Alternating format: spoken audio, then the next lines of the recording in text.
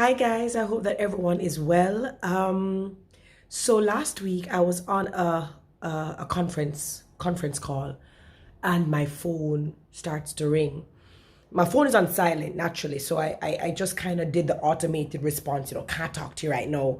And then I went in on the WhatsApp and I said, hey, I'm on a message, I'm on a conference call right now. So if you want to text, you can text and I can respond to you in real time. And I went through with my conference call and then I ran into another one. And the person, she came back and she said, well, let me know when I can call you.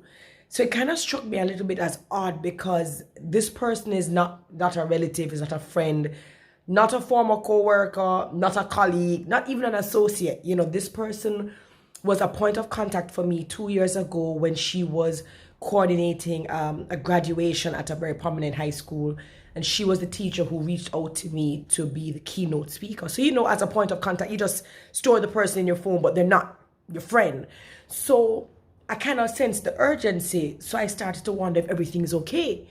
And I said, maybe the school is having a career day or a girls' day, and maybe they're trying to invite me at the very last minute. I'm assuming that that's why she'd rather call than text. So as soon as I wrapped up the second client call, I call her, and I'm like, hey, how you doing? And she tries to reintroduce herself. And I'm like, no, I remember who you are. What's going on? It's been a very long time. What's going on? And she says, I just wanted to say thank you. And I was like, what? She said, I just wanted to say thank you. And I said, well, if it's about showing up at the graduation and doing the keynote, you're about 2 years late. And we laughed. And I said, then you told me thank you already. And I said, I know I have not loaned you any money. So what are you thanking me for? And she said, 2 years ago, she said, I had the dream of writing a book. And she said, when she thought about it, she buried the dream because she said she was a nobody. She didn't have a name. She was unpopular. She didn't have any titles. She didn't have a PhD. These are her words, not mine.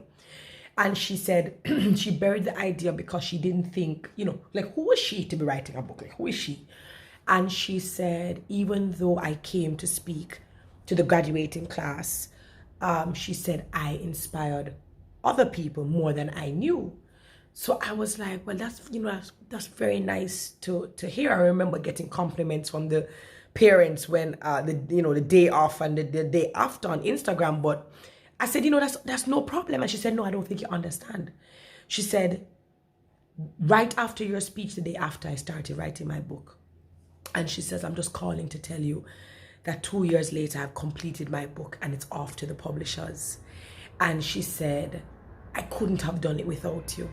And she said, I have a list of persons who I thought it very important to call to say thank you because of your words. I am now an author. And I was moved. Like I really even didn't want to share this because I didn't know if I'd get emotional on video. And I was extremely moved listening to her. And, I told her, it's my pleasure.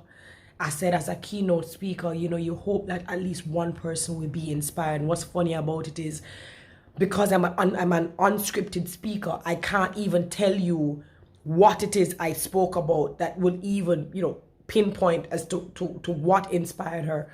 But I told her that I'm so happy to hear this. And it would have meant that my job was done. I'm sharing this video for two reasons. Number one, for those of us who can honestly sit down and think about anyone who has done something in your life that has changed the quality of your life, that has, motivated you or inspired you to keep on going, to keep on trying, or maybe to switch lanes. And because of their input, you have been able to find, your purpose in life, and you have not had the opportunity to tell that person, thank you, I think you should. It was encouraging to me to continue to do the kind of work that I do. And of course, it definitely felt good to her. So I think that exchange is always important. It's always good. So think of somebody, write your list and call those people. She said she did not want to text, she wanted to call. Secondly, I just want to reiterate, I just want to remind us that our purpose, our gifts, our talents are not defined by our titles.